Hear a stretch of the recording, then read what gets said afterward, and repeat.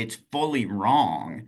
But what I am saying is, I think it's not particularly realistic, and it's clearly being used by people in powerful positions to divert attention away from AI's current problems and sort of the current consumer and democratic harms that are due to AI, right? It's if I'm a big company making AI, it's much easier for me to talk about sort of sci-fi fantasy problems in the future than to deal with non-discrimination, data privacy, intellectual property infringement. Those things are expensive and would have to be dealt with today. Whereas this sort of notion of, oh, AI is super powerful and going to blow us all up, that's what we really need to care about. It's a way for people who want to use that in bad faith to say, we don't need to do anything about bias, privacy, and intellectual property infringement. And again, in the most cynical interpretation, it's being used that way on purpose. And if you haven't read, I believe her first name is Rachel, but I'm not sure, Caldecott in the Harvard Data Science Review on this topic, I really recommend you do. It's a short paper, and it's one of the best things I read last year. It's funny. It's a funny paper.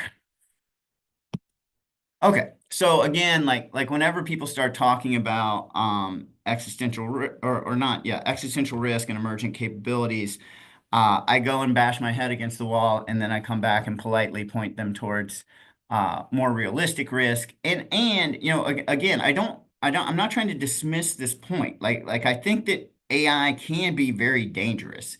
And I think we see that in sort of youth health, youth mental health, addiction and well-being. Um, we see that in sort of automated surveillance and social credit scoring, which is, people tend to associate with the Chinese state, but I think we could look other places and see a lot of the same stuff. Deep fakes and disinformation.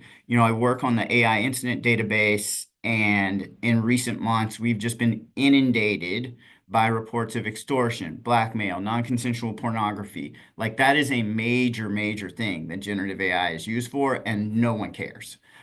If you're the victim of non-consensual imagery, you have very few legal, ways to seek legal recourse, and that's horrible, right? That's just a failure of government, and not on either side of the aisle. But the fact that people can use generative AI to make harmful material about specific people, and there's very little legal recourse for those people, is just shocking, and a failure of government, not a failure of a political partisan party, just a failure of government, in my opinion. Um, so I do think that there are real quote unquote X risk. I like to talk about X risk because, I think if the field was more serious, they wouldn't have made a fun little hyphenated phrase for existential risk.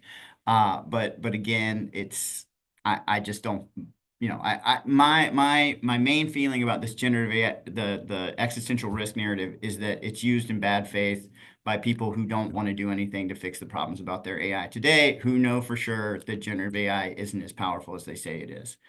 Um, you know, there, and so in particular, I'm talking about things like acceleration, acquiring resources, avoiding being shut down. I just, if I was a bank, this is not what I would be focused on today.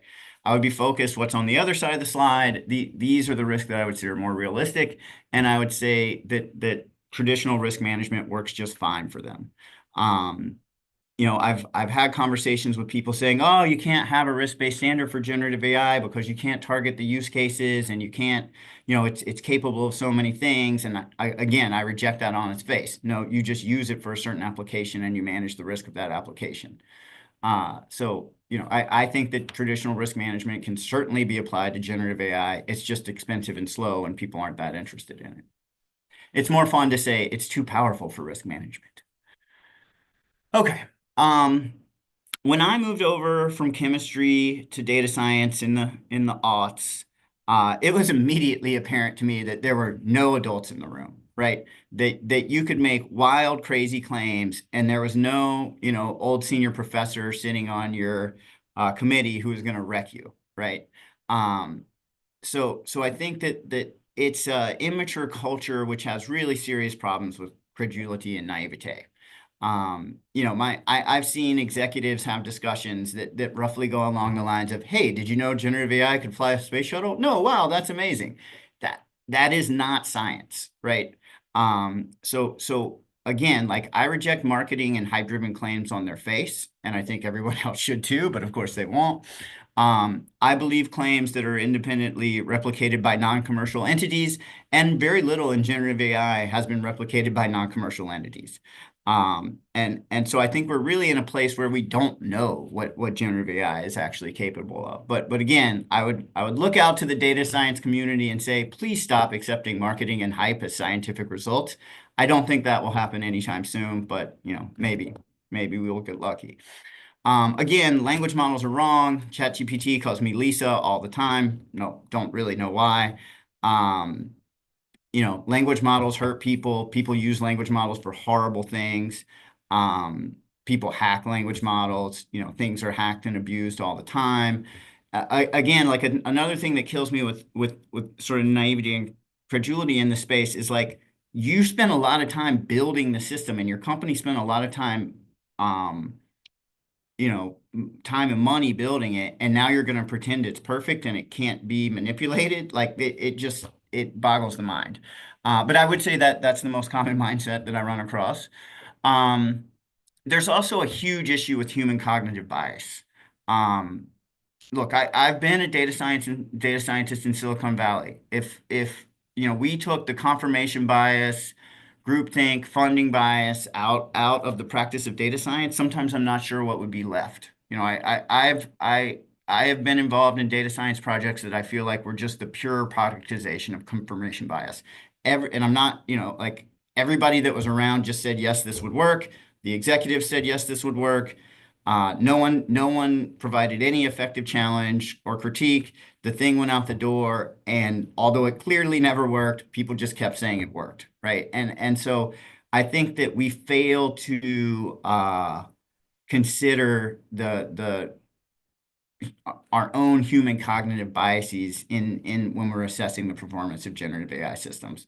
And that's one of the main things that the scientific method is for, is to allow us to do that. I'll also highlight that I've really become interested in the McNamara fallacy, or the quantitative fallacy. And this is a fallacy that's well known to social scientists, that says people like us, irrationally think that quantitative data and decisions based on quantitative data are better than decisions based on non-quantitative data.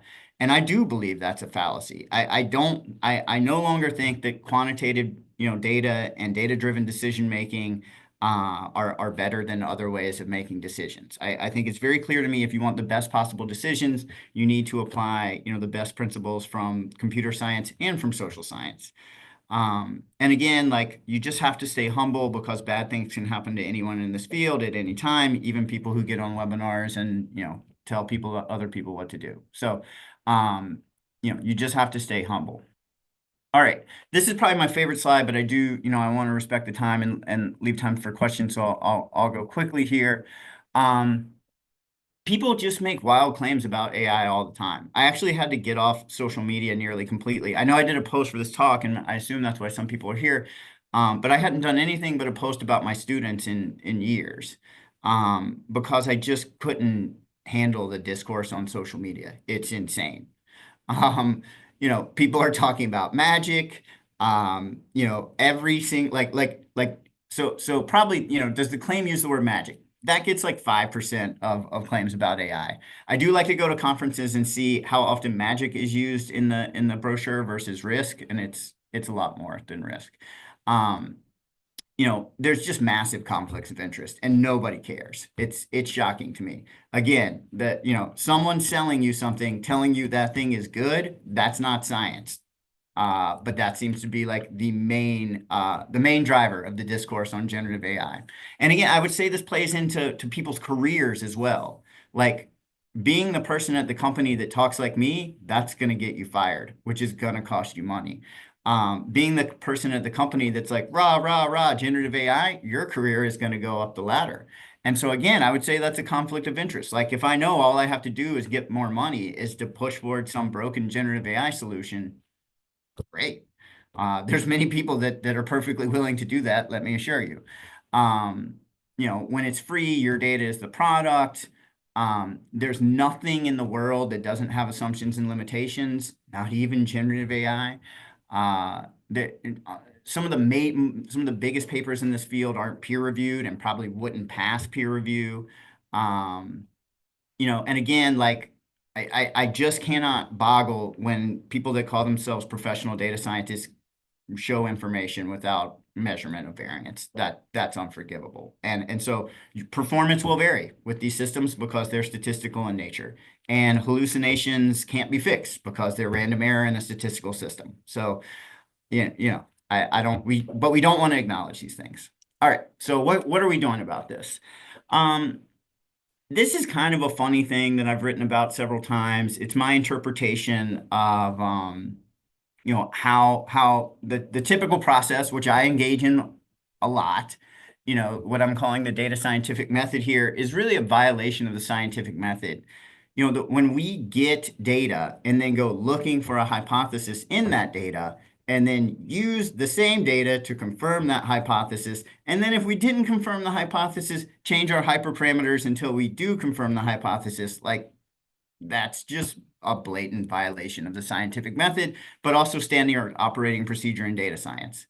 And again, I've engaged in it myself plenty of times.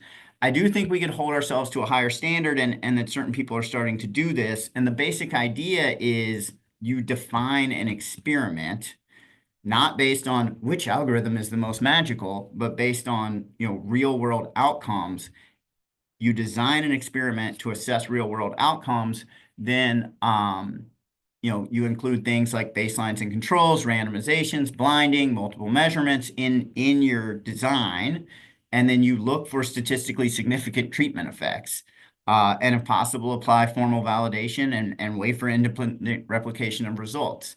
I would if the process on the right here was what had been applied to build things like ChatGPT, I wouldn't be sitting here complaining. I would be saying this is incredible. I don't think we would have gotten to something like ChatGPT by applying this, though. We would have gone a different direction a long time ago. Okay, so there's a program at NIST, National Institutes of Standards and Technology, a non-political government agency that focuses on developing standards and measurement for different parts of the economy. I'm involved in this process. I'm a subcontractor. That team is developing a scientific measurement process for AI systems, and the first run of it will be on language models. And you can participate, like if you're a vendor and you want to join in on this and have your systems be measured in this way, you can join in. It'll be run, if you're familiar with the NIST work in facial recognition, the other AI evaluations that NIST has done, same idea. It's all public taxpayer funded work, and the ARIA will measure three different types of signals. So it will measure model testing, and this is like benchmarking, but we're not using benchmark data because we just can't find a benchmark that aligns to what we're trying to test. So sort of like handmade prompts for models to respond to, red teaming, trying to break the system, and then field testing. So conducting actual human subjects experiments that measure how people interact with AI systems in the wild, and combining that with user experience questionnaires into a sophisticated, scientific measurement system that combines these signals and provides sort of information at different scales and levels across performance and risk characteristics. Okay, so it's not just benchmarking, it's benchmarking plus red teaming plus field testing plus user experience.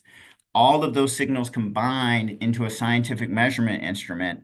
And we're trying to assess both performance and risk. So again, watch for NIST ARIA. And vendors are welcome to participate in it, and many vendors do participate in the NIST facial recognition evaluation. Another scientific measurement, and effort that I followed along with, like Tree said, is with H2O, and it's more automated. So H2O calls it human calibrated automatic testing. Um, it's more automated, which I don't love, but I acknowledge that no company is going to invest in the time and money it takes to do something like NIST ARIA. Um, that might not be true. I'll show on the next slide where some of the big tech labs are starting to do this kind of testing or write about this kind of testing.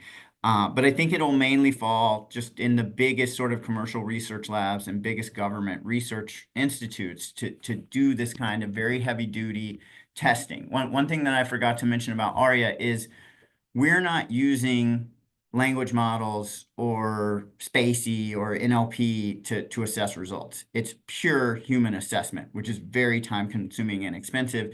And again, that's another thing that drives me crazy here. You know, people turn in results with generative AI. They're like, well, we counted the entities in this with SPACY, or, you know, this sentiment classifier says X. Those things are often totally wrong. And I just don't understand how that can form the basis of measurement. Sentiment classifiers break easily. You know, I've never seen a natural entity recognition system really work 100% of the time, right? So I think whenever we do these automated measurements, we're sort of building approximation upon approximation upon approximation. And when we get to the top, you can kind of look at the results however you want to. ARIA will be full human evaluation, which is very expensive and time consuming. All right, so the H2O approach recognizes that human labeling is necessary, right? There's no automatic way to assess the performance of generated text. There are ways to trick yourself into hoping that some automatic way can really assess what's going on in generated text. But you know, my strong feeling today is it's all approximate. You know, any metric we might use to assess generated text is approximate. So if we want good measurements, we have to at least calibrate to human labeling. And that's what the H2O approach does. So what I like about the H2O approach is it tries to design an experiment. It does so automatically. And an important thing about the H2O approach is it's focused on RAG systems, retrieval augmented generation systems. That's really, really important and different than just a language model on its own, because in the RAG scenario, we get input control back. We get control over the input data back. We're not just reliant on, you know, billions of documents on the internet. We can control what's in the RAG. So we get input control. You know, my understanding is it's going to look through the RAG documents and sort of build out clusters of documents and then try to build automated test cases to get coverage across all those types of documents in the RAG system. So that thinking around experimental design and test coverage, I think is very important. It also uses embeddings, and this is another thing that I talk to people about all the time. Please consider embedding-based metrics over benchmarks, right? You can embed, you can access your model's embeddings, maybe not. And if you can't, you can embed your model's outputs. You can embed your model's inputs. You can do testing on your data, not some data that was made by Mechanical Turks or graduate students that has nothing to do with what you're doing. You can test your own data if you use embeddings. And that's a key part of the H2O process as well. And then there's a human calibration step where they sort of sample some of the automated test cases and the responses of automated test cases, get human labels for that, and build a classifier, a conformal classifier, a classifier that predicts confidence intervals, basically, as opposed to point estimates, for whether future assessments by the system fall within the range of human labeling. And if they don't fall within the range of human labeling, if too many sort of test results are coming out outside the range of past human labeling, then that's a time, you know, that's a good signal to go in and see what's going on with your testing and, you know, either fix your testing or rerun your calibration. So those are, you know, those are the two efforts that I followed the most closely. I was sort of inspired to talk about this because like the who's who list of responsible AI just published a paper about, you know, how we need evaluation science in generative AI. Um, I go to AI Snake Oil a lot. That's a blog by Princeton professors that sort of highlights very silly things in the AI space, and they talk about measurement a lot. Here's one example over here. Um, and then, like I kind of hinted at, you see Microsoft Research, and you especially see Microsoft Research and Google DeepMind. Um, at least acknowledging and moving towards ideas from social science, ideas from socio-technical measurement. And I think that's a great sign. And my guess as to why they're doing that is because they realized it's necessary. And then I'll just quickly point out, like, I have conflicts of interest. I work on this stuff. I get paid to work on this stuff. I have a little consulting LLC that gets reviewed very hard by GW attorneys every year. And it's not just me. That would be a horrible thing to say. There's my former colleague at NIST, Riva Schwartz, has created a company, and it would be hard to think of someone who's done more to further AI measurement in recent years than Riva. Um, she just started a company that I believe is called Vernaculab. There's the former Twitter Responsible AI team that formed a measurement group that goes on, that's a nonprofit called Humane Intelligence.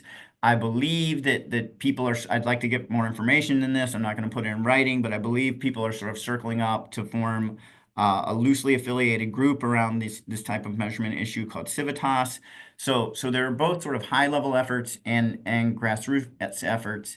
And yeah, so things are happening in this space, and I think they're really important for driving the field forward as opposed to just getting better results in video game world. So I'll shut up. I probably talked too long, but not too bad.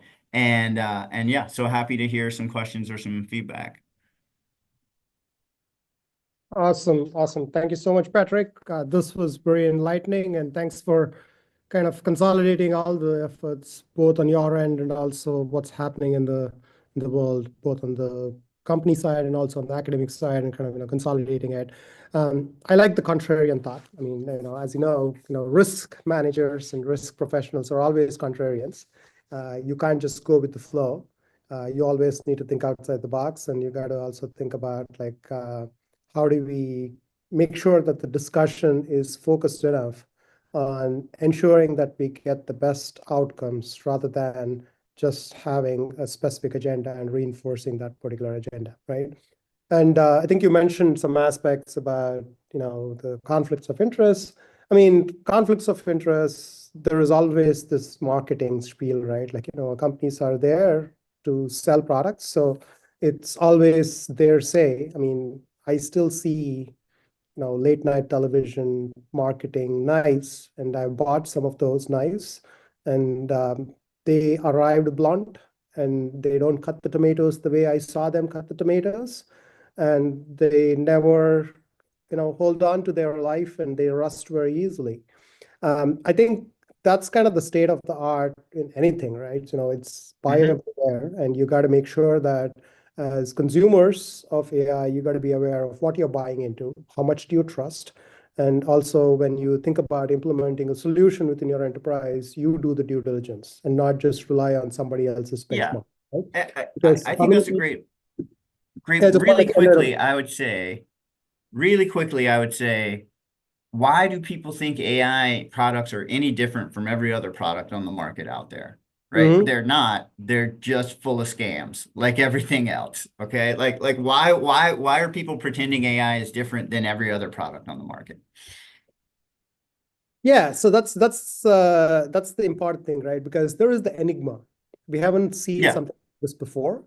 We have never seen what you call as this tool which actually performs like us in some ways. We have in never, some ways. we have never seen something which was so cool, if you will, right? I mean, like we kind of went through the same or similar phase when we saw the internet, right? So, oh, you can actually buy something and it comes to your door in a few days. Oh, wow, this never was possible before, right? And then we started seeing, okay, that's the norm.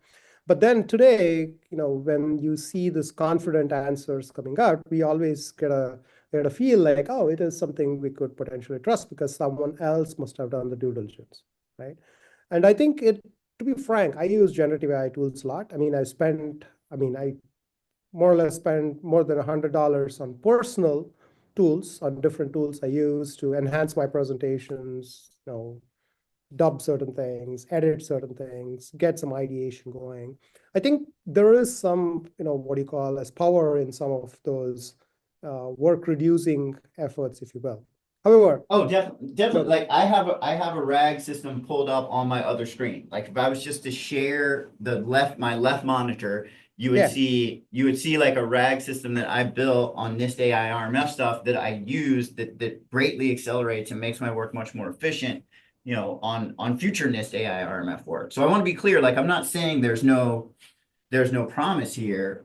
Um, I think my strong negative reactions are to the hype and the marketing. yeah. I think if ChatGPT had been introduced as never write a boring email again in your life, and in 20 to 50 years we'll have something really cool, I wouldn't be giving this presentation, right? It's the hype and the credulity and the naivete that makes me insane. Right. And I think the other part, which I mean, coming from a mechanical engineering and, formal engineering background, right? So I think we have so much state of the art in terms of validating systems, so much state of the art in terms of writing software Right. and putting it out and process engineering, software engineering best practices. I think we are kind of, skipping some of those efforts to think about, you know, what should we be doing to appease an audience who may not have the right technical skills to actually understand all these aspects, and how do we kind of, make them, you know, convinced that we have done the due diligence, you don't need to worry, kind of a thing. So, as you know, I have been a big proponent of not just relying on model cards and data cards and things like that. Those are like, minuscule efforts wherein you can see a benchmark and say, hey, I am better than others just because I am on this leaderboard.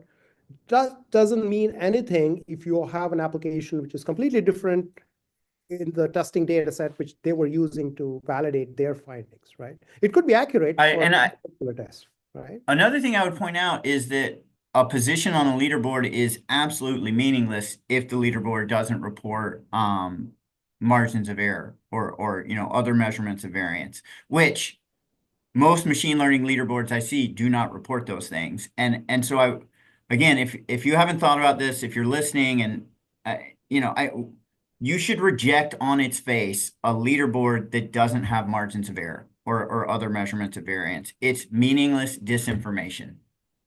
Right. Absolutely. And again, the other important part, I think you mentioned this a couple of times, is, and again, we coming from the financial services world have a formal understanding of what model risk is. And, Agus and I and Jacob and Nick and others, we have had multiple discussions on this. It's about having the context because, just the technology in isolation and measuring the capabilities of something doesn't mean that I can actually do the work I want to do with that particular tool. So going back to the knife and the tomato example, this knife may cut rocks, but it doesn't do anything for me. It cannot, if it cannot cut tomatoes, right? Because I want to use it for cutting tomatoes. And if it cannot do that job, then it's absolutely useless. So the measurement without context is something I really, really have a hard time understanding because you are kind of putting together all these metrics without really understanding whether it could be applied in a particular use case. And that's where I think the personal responsibility comes in, when you got to have a very clear understanding of where you're going to be applying these tools and what should that mean. That's the whole reason why financial companies have this whole independent model validation, having a specific audit role, having a specific risk department, having budgets for these departments to be in place for the first, and then also the authorities of who's reporting to whom, right? So SRA 11.7 and the UK Prudential Authorities, like all these agencies have come up with frameworks. And I'm kind of just, it's mind-boggling that we don't really see that level of what you call formality, which has already been done in that discipline, being adopted in the generative AI sense, in the context of how do we actually make it more specific to the job which it's need to be done, right? What do you? Well, all right. So I just learned a really interesting phrase, and I'm not an expert in formal, I feel I am an expert in the formal validation of machine learning systems, but I don't feel like I'm an expert in the sort of social science concept of validity. But I did, I had an interesting discussion based on the slides that I shared with the professor at the University of Colorado who was talking about ecological validity. Hmm. Which my understanding of that is basically like does what you're talking about work in the real world? Like there's a well-known issue of things working in the lab versus things working in the real world. And if things work in the lab but don't work in the real world, you might say that they have a lack of ecological validity. And and me and you have talked about context a lot, right? Mm-hmm. And I again like I think one reason why I've just become really just have a really strong distaste for the current AI discourse is it really does totally dismiss, basic ideas from social science and the humanities. It totally dismisses basic ideas from statistics.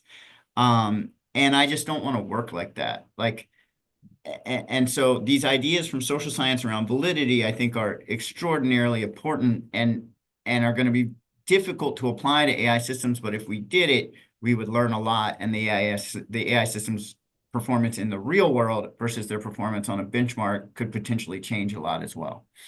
Yeah, yeah, that's true. I want to also address some of the questions which a couple of Yeah, of people are course. asking. One question Satyaki has asked is like, how do we create these test cases? We're using an independent LLM or SLM advisable? If so, should a closed loop test case generation process be used or an open loop system generating the use case should be used?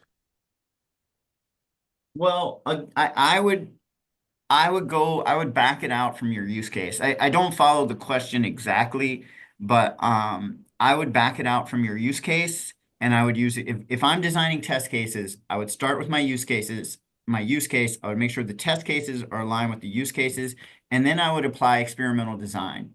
And so what that means, like I do a lot of work in fair lending and the use of generative AI and how that could potentially impact fair lending. And so when I design prompts for fair lending testing, red teaming is what I prefer over model testing. Um, I try to think about my experimental factors, and oftentimes the experimental factors are dialect, language, names that are strongly coded towards one racial group or one gender. Um, the product, whether it's a credit product or a mortgage product or a home equity line of credit product, thinking about your experimental factors, thinking about your use case and your experimental factors, and using that to inform the generation of prompts or test cases, I think is really important. Perfect. A couple of other questions. I'll try to keep it quick. I know we are kind of close to the 1 o'clock mark. Do you have any insights from your crystal ball on where the NIST area project is going and if any results will be published at the end of this project? Um, I think it's a very tough time for our friends in the federal government, unfortunately. I think um it's hard to say exactly where things might go.